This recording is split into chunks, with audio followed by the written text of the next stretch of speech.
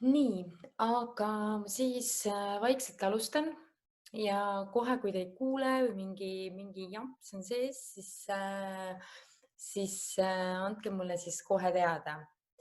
Ja tegelikult ma tahaks teie käest küsida ja te võite siis panna näiteks selle numbri siia või öelda, et kui vanad te olete, et kui noored inimesed meil siin täna on. Ja täitsa julgelt, väga hea. Noored. Mhm.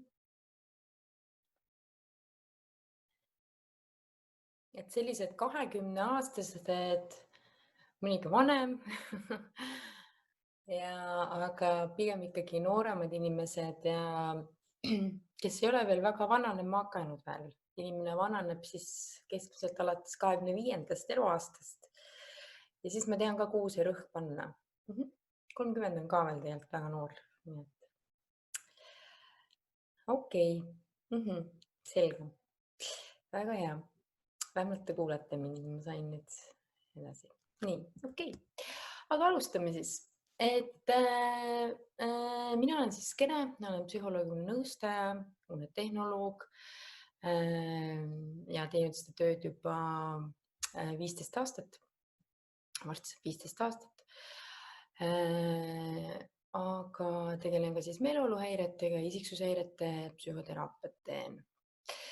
Aga põhitöö on siis,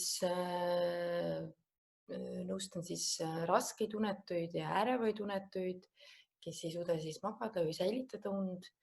Ja unerütmi häired on ka põhiline, nii et noortel on unerütmi häireid väga palju. Vaatame, mis siit välja tuleb. Ma panin siia natuke statistikat, aga võin siis nii palju kohe öelda ära, et 10% populatsioonist põevad siis või on esineb neil kroonilist unetust. Krooniline unetus tähendab seda, et neil on krooniliselt kogu aeg unetud. Vähemalt 3-4 kuud on seda olnud ja jätkuvalt on isegi, jah. Nii et see on päris suur protsent, et kui eestlastele mõelda, siis see on peaaegu 140-130 000 inimest, kes siis on kogu aeg vaevlevad sellise vastiku unetuse käest. Unetuse häirest me räägime kohe hiljem natuke veel.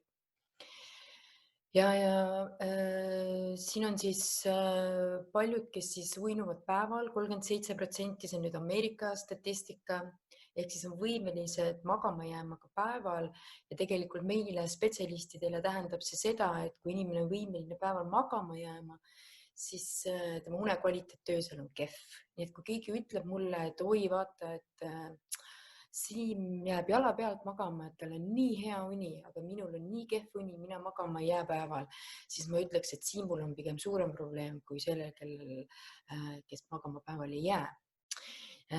See näitab seda, et unekvaliteet ei ole piisavalt hea ja inimene tunneb väsimust ja unisust nii tugevalt, et võib isegi magama jääda.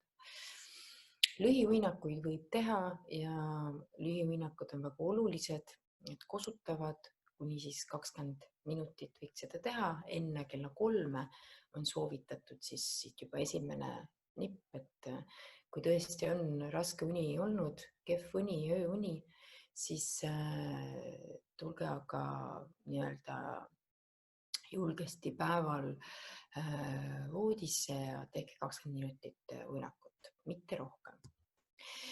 Nii nagu ma siis rääkisin ka nii-öelda sellest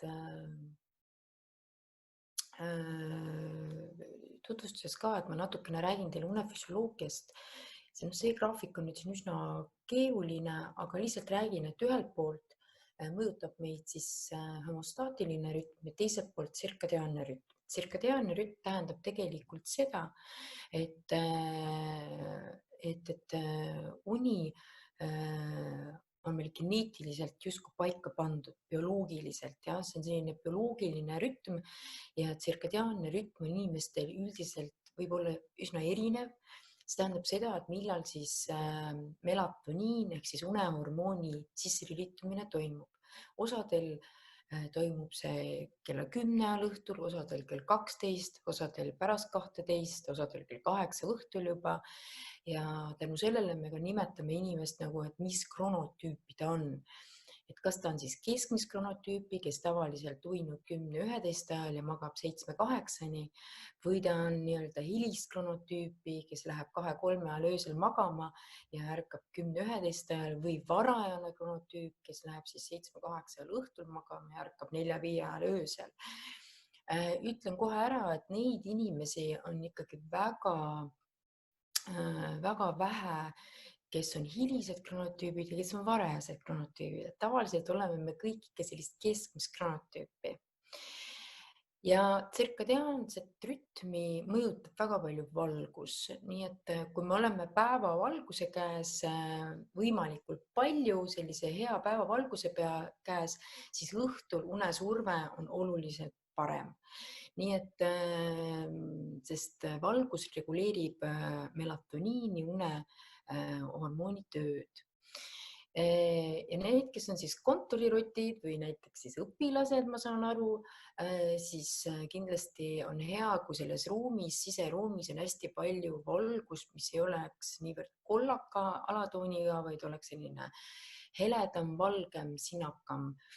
Igal juhul on see parem ja see luksides võiks olla see 2500, 1500 või 2500 luksi, see on päris kõrge selline intensiivsus, valguse intensiivsus, nii et tuleks seda kindlasti jälgida, et see meie bioloogiline rütm oleks hästi reguleerunud. Teine asi, see homostaatiline rütm, mis siin on kirjutatud, see tähendab seda, et see on see, mida me ise saame ära teha põhimõtteliselt päeval. Kuidas me oleme füüsiliselt aktiivsed olnud, kas me oleme toitunud hästi, kas meie stressitase on norm, meeleolu, kõik see mõjutab seda homostaatilist rütmi.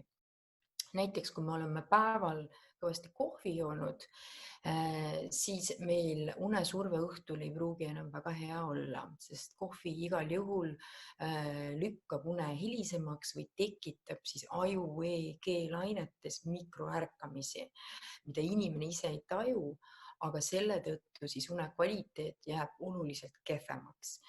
Nii et ja siit tekibki konflikt, et ühel pool on siis see meie bioloogiline rütm, see tsirkadiaanne rütm, mis ütleb, et nüüd kell 10 ma tahaks magama jääda, aga teiselt poolt on homostaatiline rütm, kus ma olen midagi näiteks valesti teinud, tõesti seda kohvi palju tarbinud, mis ei lase kehal uinuda. Me oleme kurnatud, väsinud, aga meie aju on aktiivne. Võt siin tekibki nii-öelda konflikt ja võt seda uneväravat ei saagi siis enam tekkida.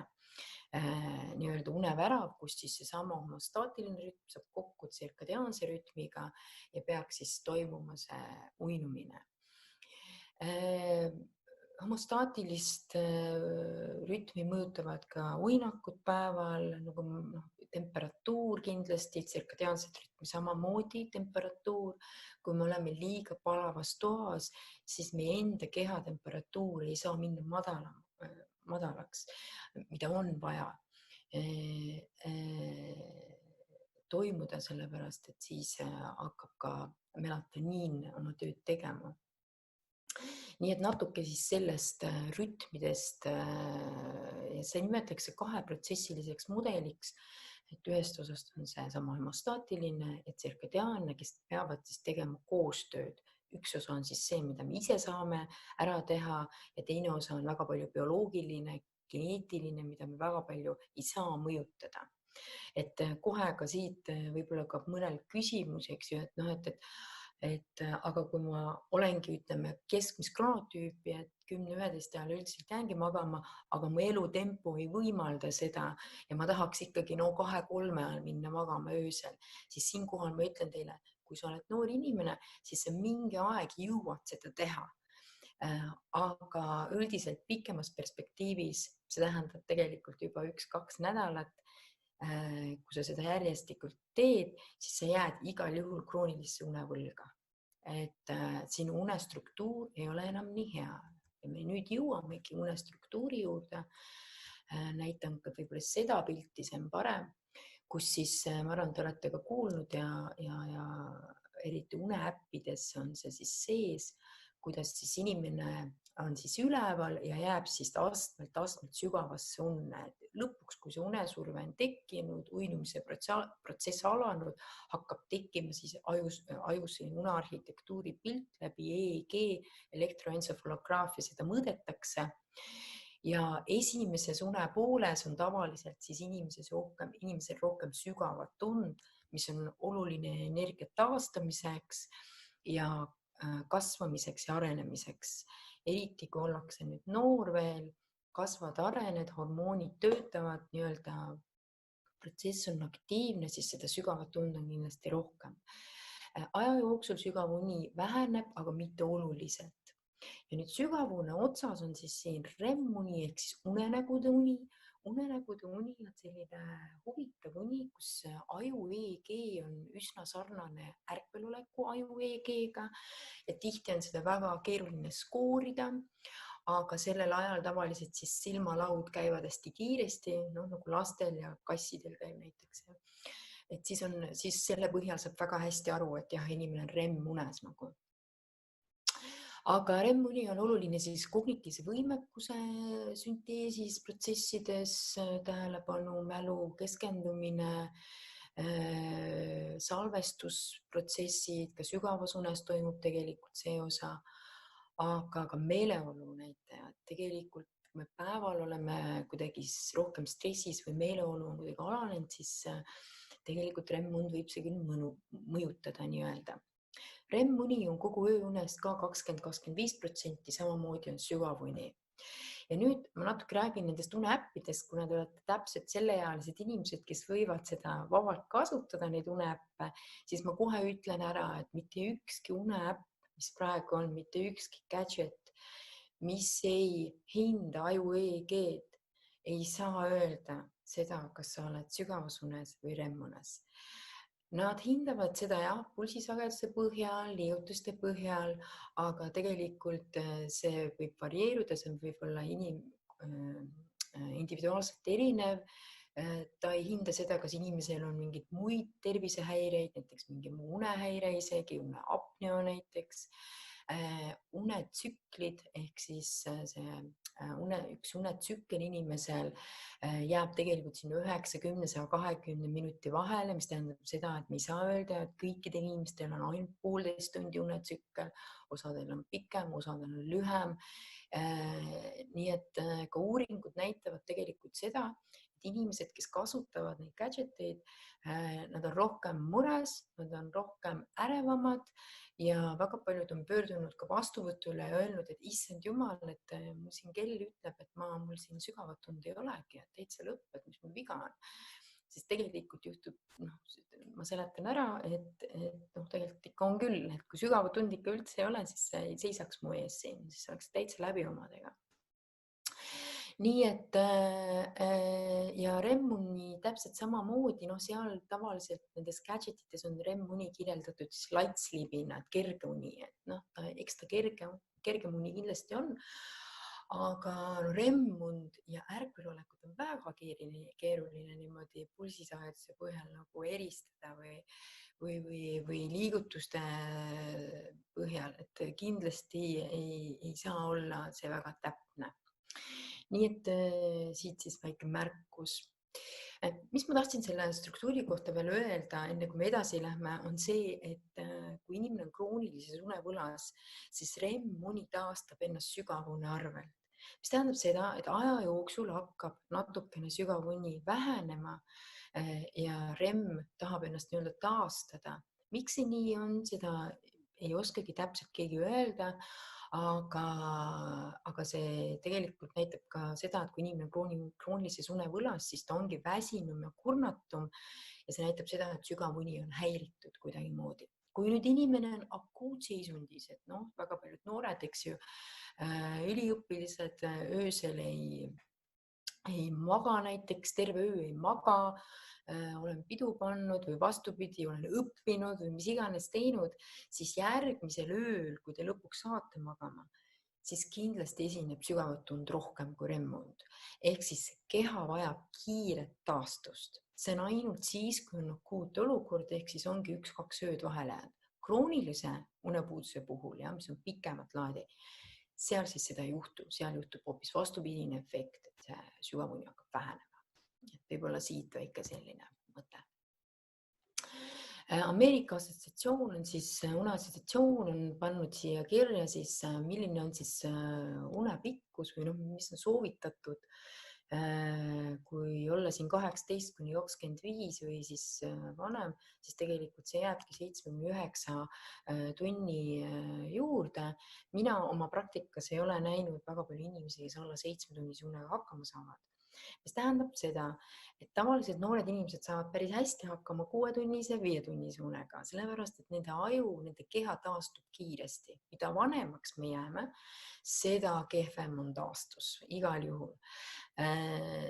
Ja need, kes jõuavad vastuvõtule, neil on juba tõsisemad probleemid, eks ju, nad on pikemalt olnud väsinud või kurnatud või nad ei suuda tähelepanu hoida, keskenduda. Ja kui me und kasvatame selle 5 või 6 tunni pealt pikemaks, siis uni kasvab küll ja ta kasvab tavaliselt seal kindlasti 7-8 tunni peale ära ja inimese enesetunne läheb oluliselt paremaks. Ja siit siis väike selline ülevaade ka, et mida siis unedeprivatsioon ehk siis unevõlg, krooniline unevõlg teeb meie kehaga, üldiselt noored, tööinimesed, väga paljud on kroonilises unevõlas. Ja see viibki meie keha tasakaalust välja. Kõige kiiremini hakkab hävinema tegelikult selline kognitiivne võimekus, et me ei suuda keskenduda ja tähelepanu hoida, mille tõttu siis häirub ka mälu. Ja kui me oleme nüüd akuutseisundis olnud, et öö otsa ei ole maganud, siis järgmine päev on ikkagi koordinatsioonihäired ka absoluutselt. Ja me olemegi ärritunud ja rohkem stressis ja sellised nagu pinges. Ja õpivõimekus kindlasti väheneb, et see on juba ammu paika pandud või teada värk, et kui inimene saab vähem und, siis ta ei omasta õpitud nii hästi. Mingid lüngad jäävad sisse, on tehtud erinevaid teste, kus siis inimesi on hoitud üleval ja siis testitakse neid ja need, kes on siis üleval olnud, neil on väga palju vigu sees. 20% tööõnnetustest on muideks vähesuune tõttu, see on päris suur protsent. Depressioon, ärevus on kindlasti kiire tulema, eriti kui on tendents või näiteks perekonnas on depressiooni ärevust rohkem, kellel kuidas, siis kindlasti see hakkab kiiremini tulema, sellepärast et need inimesed, kes on vähese unega, nende ärksuse hormoonid on aktiivsemad, sealhulgas stressihormoon kortisool, mis on ka aktiivne öösel, aga see ei tohiks olla, adrenaliin täpselt samamoodi. Ja see hoiab kogu aeg inimese töös. Neid asju on selle jaoks vaja, et ma oleks nagu töös. Aga öösel ei ole vaja seda teha. Nii et ja südametegevus on kiire kogu aeg, nii et sealt, kui südametegevus on kogu aeg kiire inimesel, pulss on kõrgel öösel ka, siis on tendents siis südamerütmi häiretele või veresoonkonna häiretele, et see on ka pikalt uuritud. Söögiisu tekib, just kortisool on üks asi, miks see söögiisu või snäkkimine või süsivesikute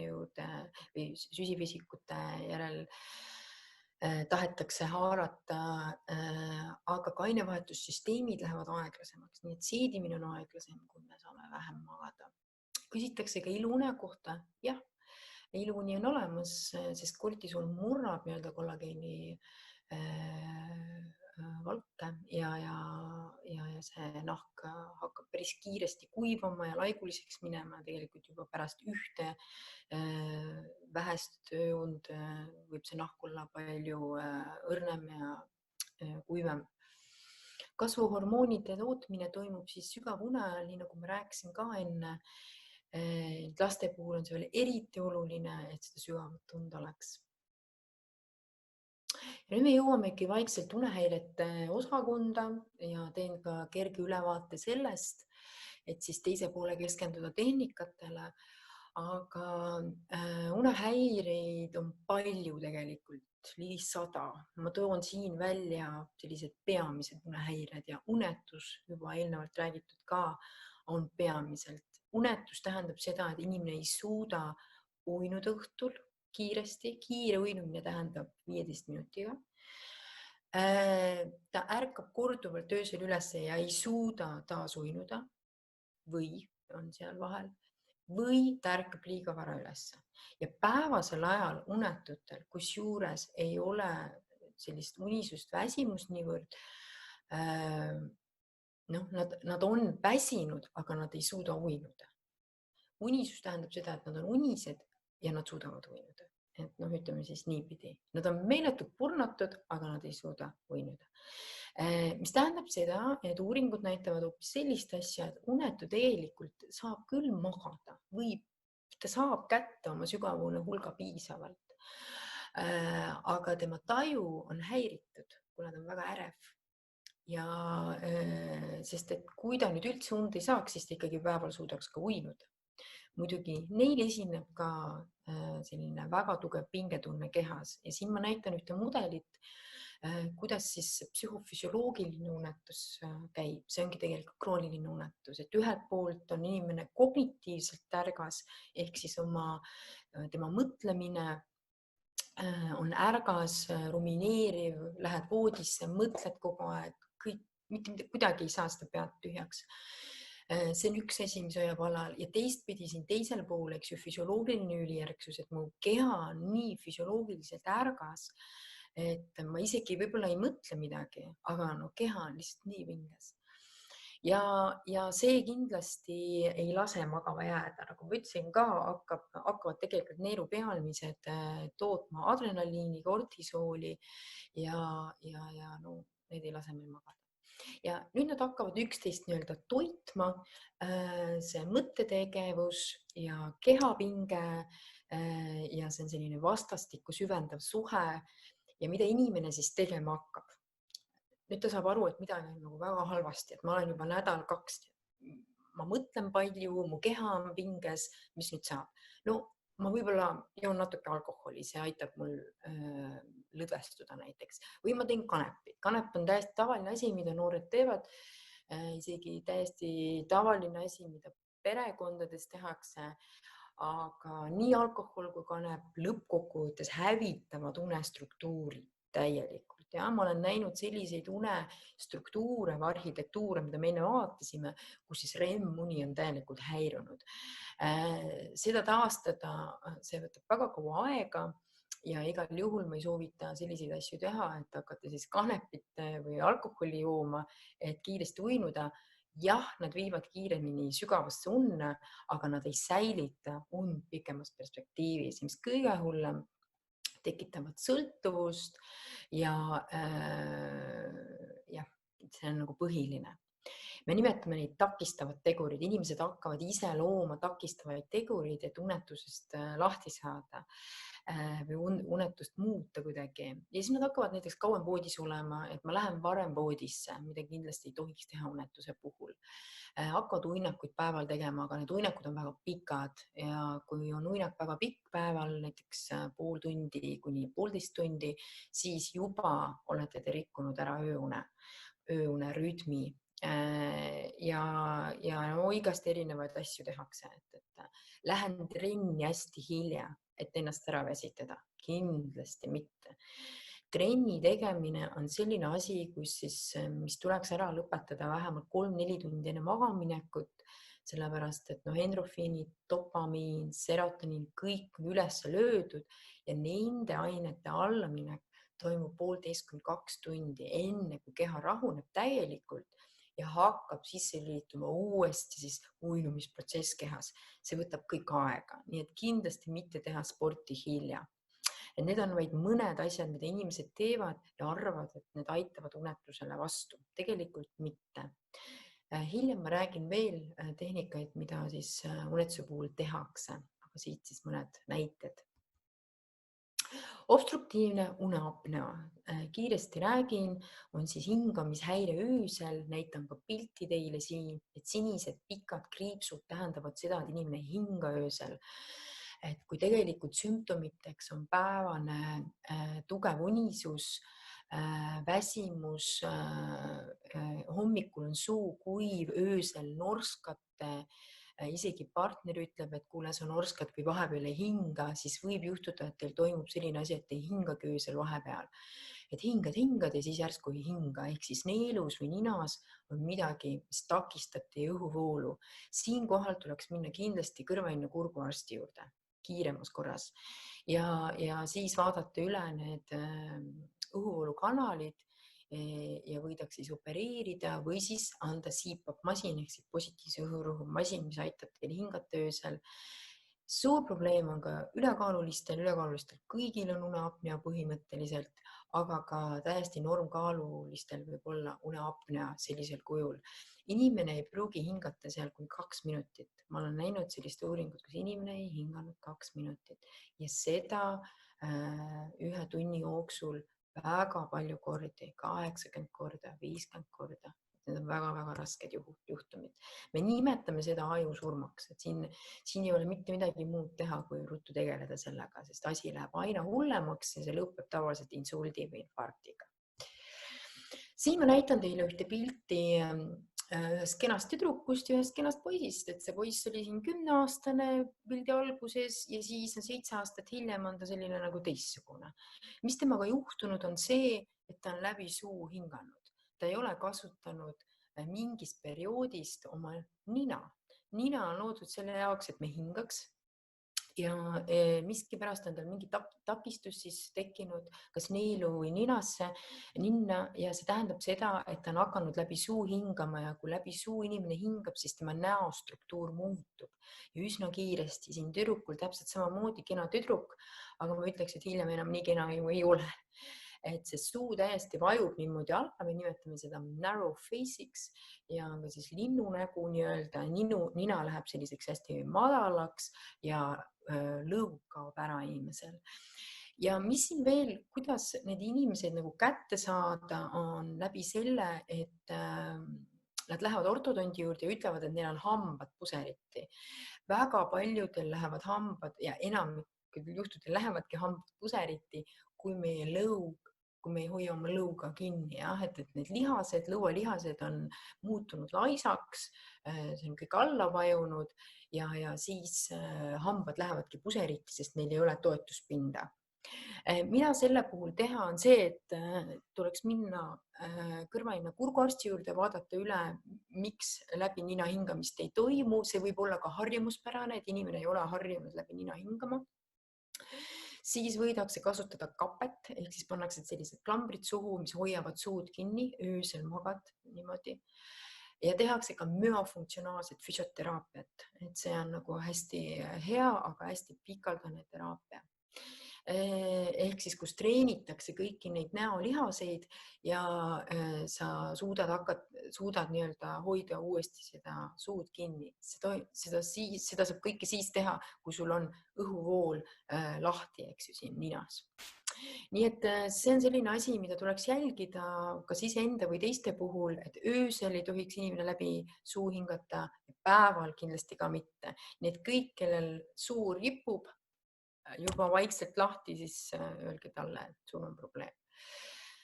Hilisemas eas on seda väga keeruline muuta, mida noorem oled, seda parem. Hilisemas eas võidakse teha lausa selline MMA operatsioon, mis on selline hästi mahukas, kus siis lõug põhimõtteliselt purustatakse, pannakse vahele klambrid, tõstetakse, tehakse nagu iluoperatsioon, et õhuvool oleks täidetud, aga kindlasti peab siis hiljem ka klambrid kasutama ja nii edasi, või kapesi nii-öelda, mis suhu läheb. Räägime siis veel edasi, narkolepsia, ma siin väga pikalt ei peatu, kuna see on väga harv esinev neuroloogiline häire, neuronite hävimine ajus toimub ja kus inimene siis tõesti 90% tahab päeval magada või siis jääb magama täiesti seistes. ütleme, kõik sellised liigunisuse või hüpersomnia haigused, siin on veel palju erinevaid hüpersomnia haiguseid, liigunisuse häireid, mis on nagu raskel kujul, idiopaatiline hüpersomnia on siia kirjutatud, see on tegelikult juba väiksest peale, mul on hästi suur vajadus magada, näiteks 14-15 tundi ja kui ma ärkan ülesse, siis ma olen ikka väsinud. Vot see on selline asi, mis võib viidata liigunisuse häirele. Nii et mõelge enda peale, kas see võib nagu olla. Seda kindlasti uuritakse, tehakse uuringud, neil on väga palju REM-und, tehakse ka päevane uuring neile, et see on selline põhjalik uuring, toimub mitmes faasis ja seda kuidagi ära ei saa, sellega tuleb õppida elama. Siis unerütmi häiretest natukene, te olete noored, nagu ma enne rääkisin ka, eriti noortel esineb siis unerütmi häireid. On olemas tsirkadiaanne unerütmi häire ja on olemas mittetsirkadiaanne. Ehk siis selline, mis on keskkonnast tingitud. Tsirkadiaanne unerütmi häire esineb tegelikult noorukitel, kes siis on alates seal 12-aastased kuni 20. eluaastani alguseni. See tähendab seda, et teil hormonaalselt juba melatoniini lülitumine, nii-öelda unehormooni sisse lülitumine toimub hiljem. Nüüd, kui te olete seal 20. alguses, hakkab see rütm tagasi minema oma tavapärasesse keskmisse kronotüüpi, millest ma enne rääkisin. Nii et keskkooliõpilased, neil on väga keeruline, sest et hormoonide töö tõttu, tsirkadiaanse rütmi nihkumise tõttu on neil uni hilisem nii või teisiti, aga nad peavad hästi vara ärkama ja nad on igal juhul kroonilises unepuuduses. Aga see peaks mingi hetk siis taanduma, kus siis uni tuleb varasemaks. Tsirkadiaanset unerütmi on ka vanuritel, et me teame, et vanemad ja vanaisad lähevad vara magama ja ärkavad hästi vara. See on ka hormoonide töö tõttu ja melatoniini vähesuse tõttu.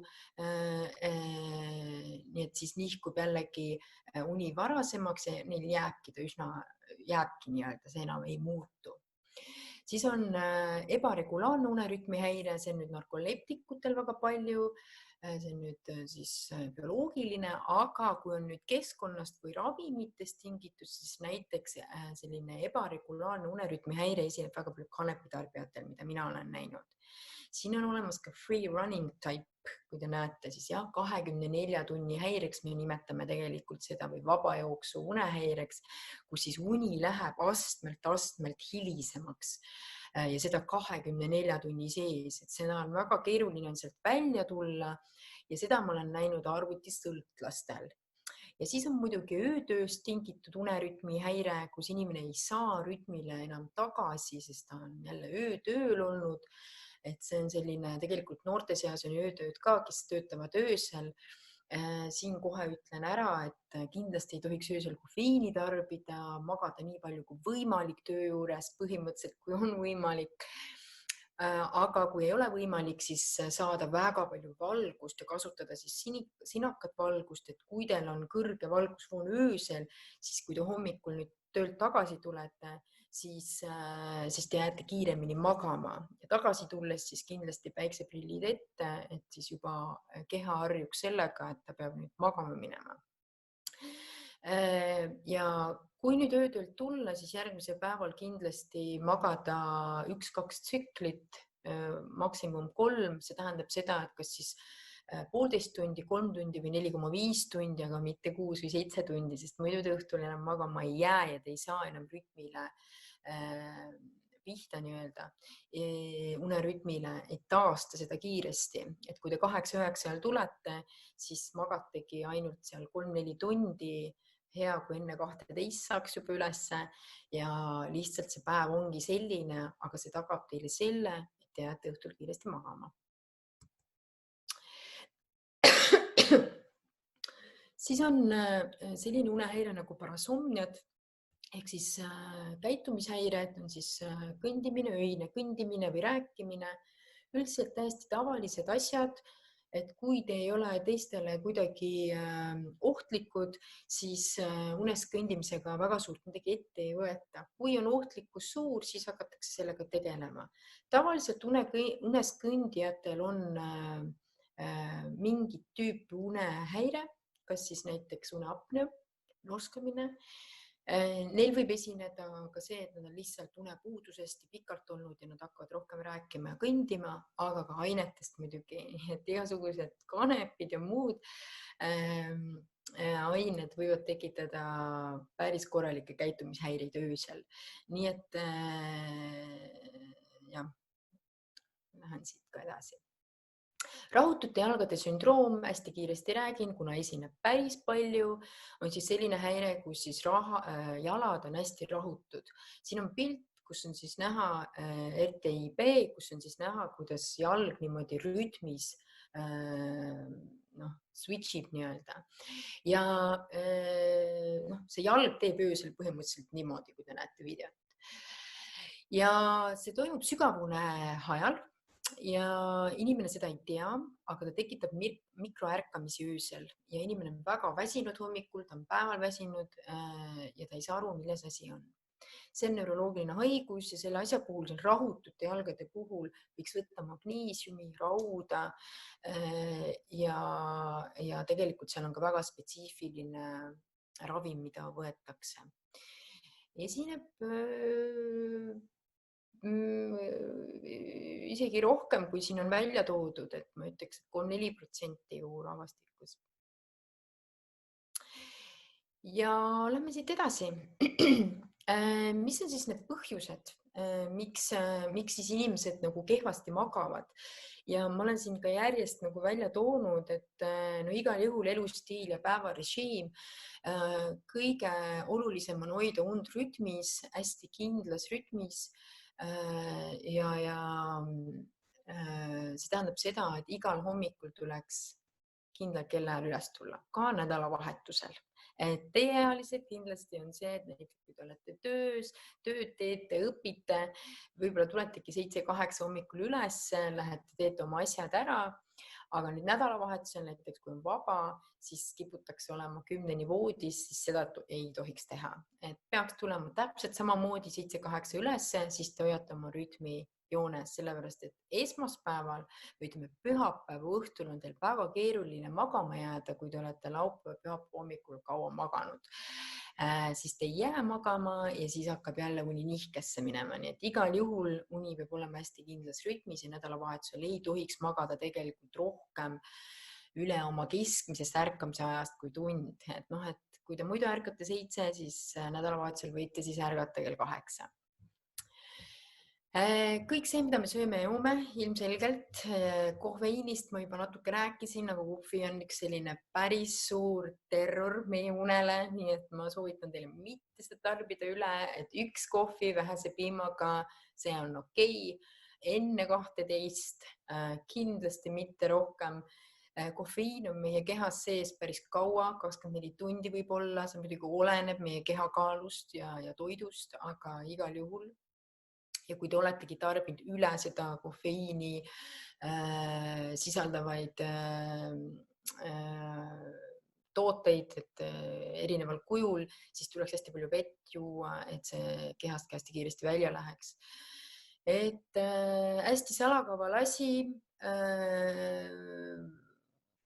Kui te tahate turgutust, siis espresso on kindlasti kõige kasulikum variant. Kiiresti läheb välja ja ei ole koguselt nii suur. Et mõned inimesed võib näiteks lattet tarbida 3-4 tassi, absoluutselt see on kõige hullem asi, mida teha. Esiteks on uuringud näitavad seda, kuidas siis kofeiinitarbijatel toimub aju EEG-s mikroärkamised ja mis tekitavad päeval unisüste väsimust, mis panevad neid uuesti kofeiini tarbima, nii et nad on sellises nagu circle'is, nagu surmaringis nii-öelda. Ja noorte puhul, mis meil siis on, põhiline on siis prokrastineerimine või siis binge watching ehk siis kompulsiivne vaatamine, mingite sarjade või asjade kompulsiivne vaatamine, jälgimine. Ja ei suudeta maha tulla sellelt tegevuselt, et üks asi on mingite tegevuste tegemine ehk siis prokrastineerimine, aga teine asi ongi see kompulsiivne vaatamine, et ma natuke vaatan veel mingit YouTube'i videot, ma vaatan need sarjad osad ära ja siis on kell juba kell 2 ja siis lähed magama ja siis tuledki 7 üles ja siis on päev nagu kehvasti. Et igal juhul tuleks väga teadlikult seda teha, võtta siis varasem aeg, alustada need tegevustega varem, aga mitte minna siis unele sisse nende asjadega, mis nihutavad teie uneaega hilisemaks ja viivad teid siis unevõlga, kroonilisse unevõlga, nii et kindlasti ärge seda nagu tehke. Muud unehäired, kui te avastategi, et te norskate või te hinga öösel, siis tuleks sellega kindlasti tegeleda või teie hingamisteedes on mingisugune takistus või on rahutud jalad, millest ma enne rääkisin. Kehalised häired, kroonilised häired, haigused, valud, migreen, peavalu, need on kõik sellised asjad, mis on kindlasti nagu unetapjad, aga teistpidi, kui me und ei saa, siis see valu läheb intensiivsemaks. Nii et jällegi selline nagu jube halb ring, kus olla.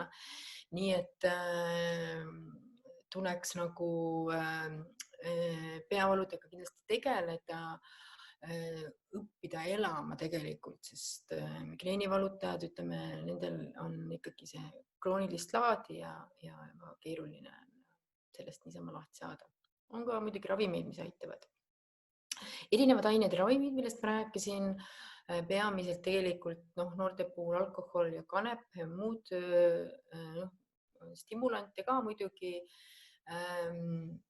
kokaiin, amfetamiin, erinevad sellised ravimid, ained, mis tänapäeval siis kasutatakse, ilmselgelt need unele kasuks ei tule ja magama jäämist kohe kindlasti ei ole pärast nende tarbimist ja tegelikult see viib ka kogu selle bioloogilise rütmi, tsirkadiaanse rütmi rütmist välja ja minu poole on pöördunud väga paljud sõltlased, aga seal tuleb alustada sõltuvushäirega psühhoteraapiaga, mis on pikaldane ja nõuab tegelikult perekonna toetust. Meeleoluhäired, kui meil on depressioon, siis depressiivsed näiteks jäävad väga kauaks voodisse, nad ei taha üldse sealt välja tulla. Ärevad, lihtsalt mõtlevad, ketravad, on väga pinges ja muidugi keskkond, nii et mis võib olla mürane ja ebameeldiv. Ma lähen nüüd tehnikate maailmasse ja räägin siis, mida siis võiks hakata siis natuke veel tegema. Ma olen kogu aeg siin ka juurde öelnud, et mis võiks aidata või mida võiks muuta. Aga kui meil on siis see mõtlemine peas, see on nagu vastik mõtlemine õhtul peas, me ketrame, rumineerime, me läheme ainult ärevamaks ilmselgelt. Siis te võite teha sellist asja, et esimene asi, mida ma tegelikult soovitan, on seesama stiimulikontrolli tehnika. Et kui see mõte hakkab siin töötama, te olete juba ärevaks läinud, 15 minutit on mööda läinud, võib-olla on pool tundi, juba tund aega, öösel täpselt samamoodi, siis te tulete voodist välja. Voodisse ei tohi jääda. Kui te jääte voodisse, siis te õpetate oma keha olema ärgas voodis ja see keha enam ei uinu edaspidi voodis. Ta ongi hästi pinges. Nii et tulete voodist välja ja siin on mõned soovitused, loete mingit lihtsat kirjandust, mis ei ole väga stimuleeriv, madala valgusega, võite kuulata muusikat. Koristamine, väga hea automaatne tegevus. Joonistada mandalaid, värvida, hingamisharjutused, meditatsiooni ma konkreetselt võib-olla ööseks ei soovita ja õhtuks, sest tegelikult meditatsioon nõuab keskendumist väga palju. Nii et pigem sellised lõdvestavad hingamisharjutused, kus väga palju ei peaks nagu mingit asja nagu mingi asja näol juhinduma. Aga nii et stiimulikontrolli tehnika, 15 minutit väljas, olete 15 minutit voodist väljas ja lähete tagasi. Kindlasti ärge olge kauem, isegi siis, kui te tunnete, et ikka kõik ketrab siin peas, siis ikkagi lähete tagasi voodisse. Ja proovite uuesti uinuda ja seda kas või 10 korda järjest, aga te ei jää ärevuse ja mõtetega voodisse. See on see case. Ja nüüd, kui see asi on siin, olete nagu seda stsenaariumi teinud ja teete edasi, siis võite siia juurde teha näiteks seda, et tõesti identifitseerida see hirm, et mis on see kõige hullem asi, mis saab juhtuda. ükskõik, no näiteks on homse ees mingisugune hirm, esitlemise hirm, äkki ma ütlen midagi valesti, siis no mis on kõige hullem, mis saab juhtuda? Kas ma olen varasemalt midagi nii valesti öelnud? Et natuke nagu genereerige, analüüsige see situatsioon nagu läbi. Noh, on see, et let it go, jah, et lase sellel asjal minna, on asju, mida sa ei saa kontrollida. Ja tegelikult psühhoteraapias kasutatakse selliseid väljendeid nagu hüpoteetilised mõtted ja praktilised mõtted. Hüpoteetilised mõtted on sellised, et aga kui, kas, et aga äkki ma olen selline, ehk siis ma tegelikult ei tea, see ongi hüpoteetiline, siis see on täiesti mõttetu mõte, mida mõelda. Nüüd, kui sul on praktiline mõte, kas ma meeldin talle? Selline mõte, jah. Noh, me praegu ei tea, kas sa meeldid iseenesest, aga ma saan seda praktiliseks teha ja ma lähen küsin, kas ma meeldin. Et no milleks seda siis enda sees kedrata, kui ma lähen küsin ja uurin. Ehk siis praktiline mõte on väga palju see, kus ma saan selle fakti ikkagi välja uurida ja see lõpeb mingisuguse nagu vastusega. Tihti me tuleviku mõtteid ei saa, eks ju, nii palju kontrollida. Siis tee paus, aitab sellest mõtlemisest, anna endale mingisugune aeg, et näiteks kui ongi väga stressirikas, ärev periood, siis päevas anna mingi aeg. Kell 12 võin ma hakata nendele asjadele mõtlema, ma analüüsin need asjad läbi, aga enne seda ma jooksen, ma ei tea, käin vannis, söön, räägin sõpradega, ma ei keskendu sellele. Sest no igal juhul ei tule sellest mingit kasu, kui te kogu aeg genereerite, kogu aeg rumineerite ja siis lõpuks te ei ole nagu päriselt analüüsi mingisugust teinud või te olete oma keha väga ärevaks viinud. Mindfulness on selline asi, mida väga paljud praegusel ajal teevad, on siis juhendatud meditatsioonifailid YouTube'is, mustmiljon, body scan ehk siis keha skaneerimise harjutused, hingamisele keskenduvad, siis 1-minutiline hingamispausi harjutused, 3-minutilised hingamispausi harjutused, väga palju erinevaid asju, et iseenesest, kui see sobib, võite teha, kasutada. Ja alati on hea mingit tegevust tegelikult asendada, nagu seesama stiimuli kontrolli tehnika tegelikult, kus sa pead välja tulema voodist, lõpetama selle mõtlemise ja tegema midagi, siis see on tegelikult kõige efektiivsem. Aga kui asi on ikkagi väga selline jätkuvalt raske, siis tuleb hakata seda natukene ka uurima. Siin ma siis tutvustan ka unerestriktsiooni tehnikat, et näiteks ma soovitan teil unepäevikut kasutada ja unepäevikusse kirja panna siis oma voodisse mineku ajad ja uinumise ajad. Mitte kasutades uneäppe. Uneäpid ei ole nii täpsed, aga te võite muidugi. Uneäpid registreerivad puhkeoleku aja. Aga nad ei registreeri seda täpselt, millal te magama jäite, igal juhul. Nii et need nooled alla tähendavad seda, et millal ma voodisse läksin ja see punane algus tähendab seda, et millal ma siis magama jäin. See kõik toimub taju põhjal. Te ei pea öösel kella vaatama, kella vaatamine on täiesti keelatud.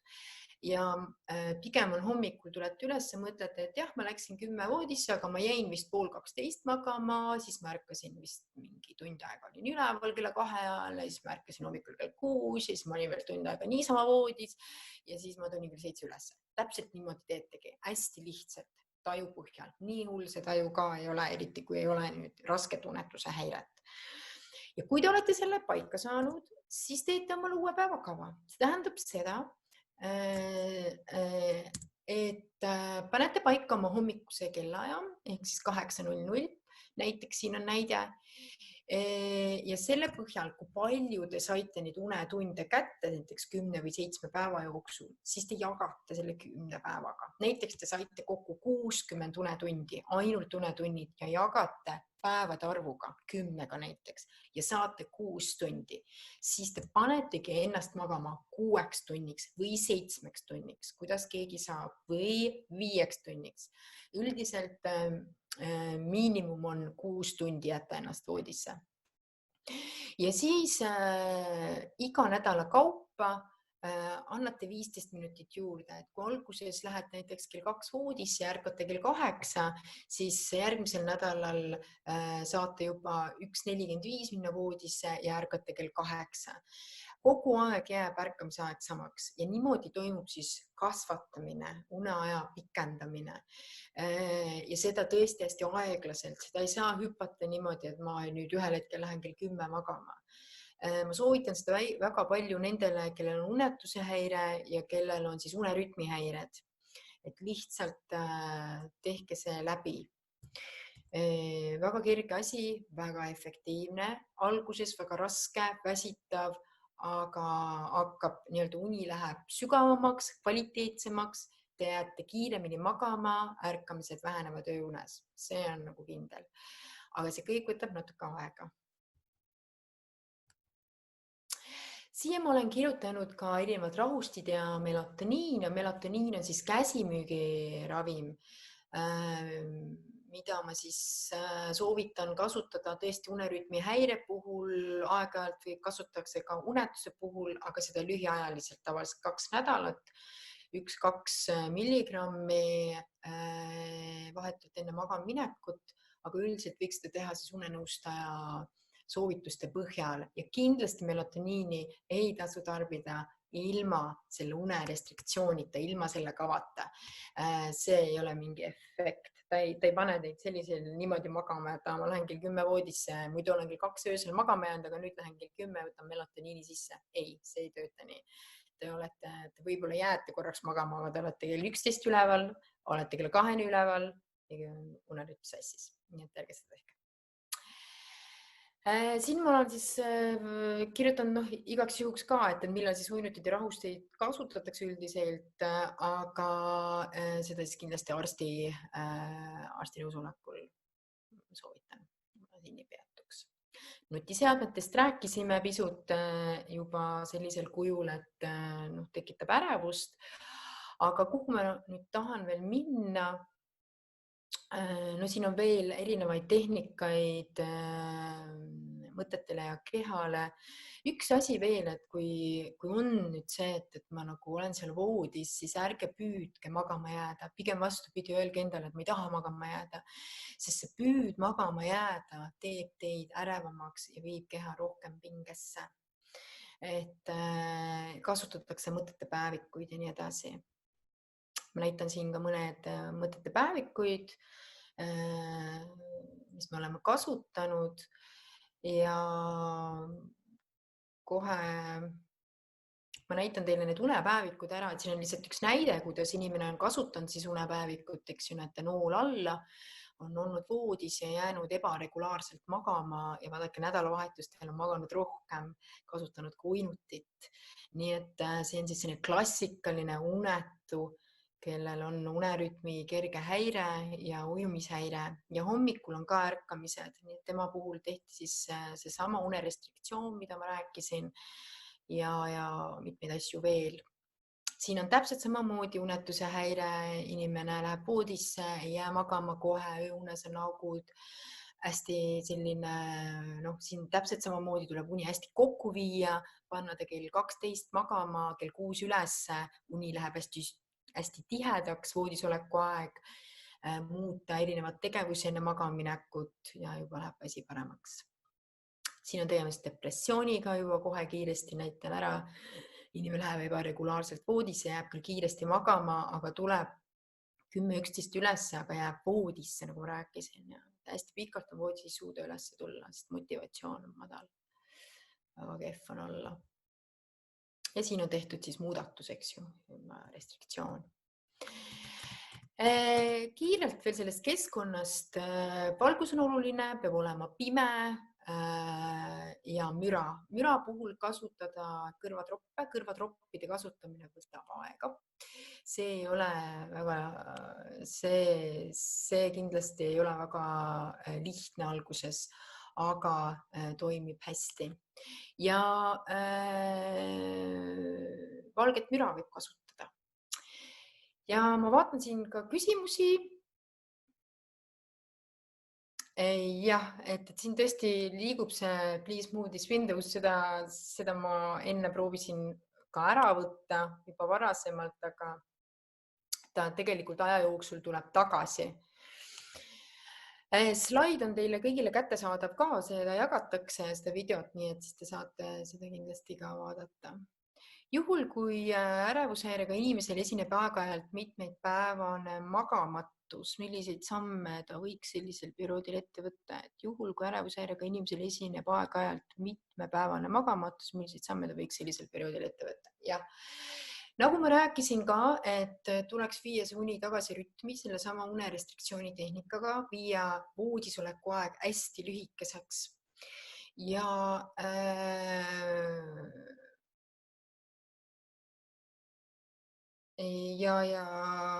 see oleks ja samamoodi siis stiimuli kontrolli tehnikat tulla sealt voodist välja. Need on kaks asja, mida kohe võiks ära teha. Ja ärevushäirega tuleb tegeleda, psühhoteraapiat, ma usun, ja kindlasti kehalõdvestustehnikat. Siin slaidil oli ka üks progressiivne lihaslõdvestustehnika, mida tehakse. Nii et see kindlasti ka aitaks. Aga kindlasti siis näiteks kui te olete trennitegelased, siis kindlasti see trenni osa võiks mitte väga hilja olla. Nii, selline hästi kiiresti ülevaatlik unest. Ja nüüd te võite küsida mu käest veel küsimusi. Küsimusi on nagu vähe tulnud veel. Et kuidas teile tundus ettekanne ja kas on midagi, mis jäi teile nagu segaseks või soovite küsida, siis nüüd on see aeg.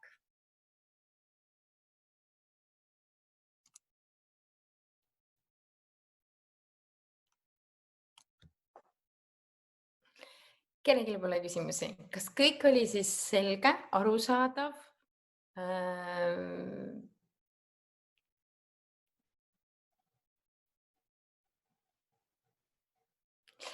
Okei. Igal juhul hoidke oma und kindlasti ja tehke need tehnikad läbi, eriti unerestriktsiooni tehnika, mida ma rääkisin, ja stiimulikontroll. Need on asjad, mis kindlasti aitavad. Need on käitumuslikud, hästi efektiivsed.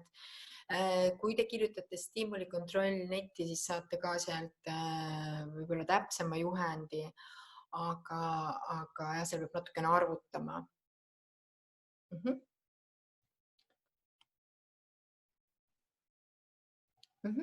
Et kuidas täpsemalt siis kanep unerütmi rikub, on siis selgeks tehtud see, et ta fragmenteerib hommikust und ja eriti siis nii-öelda seda REM-une faase, et see süntees, mis ajus seal toimub, miskipärast siis neid rikub nii-öelda, vähendab seda REM-une osakaalu. Ja kui REM-uni väheneb aja jooksul, siis väheneb kogune hulk ka sügavuni, sest kehal on mehhanism toota tegelikult seda REM-und või säilitada REM-und. Väga palju on seal seotud atsetüülkoliiniga näiteks, aga ka muude ainetega. Igal juhul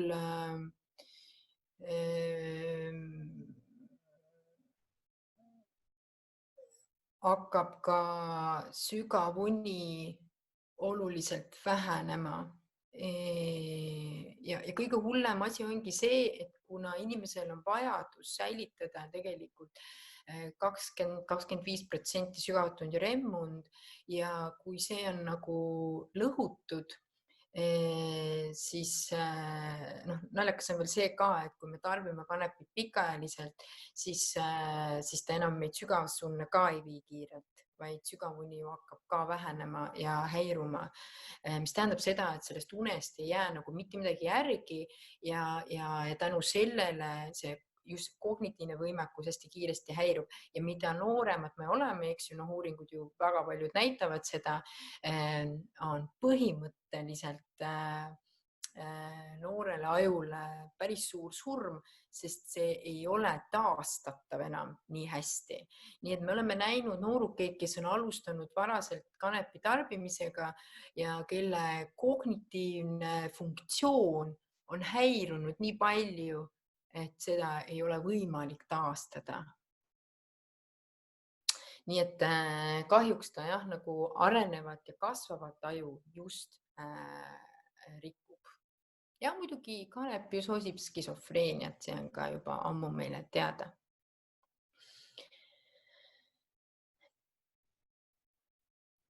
Nii.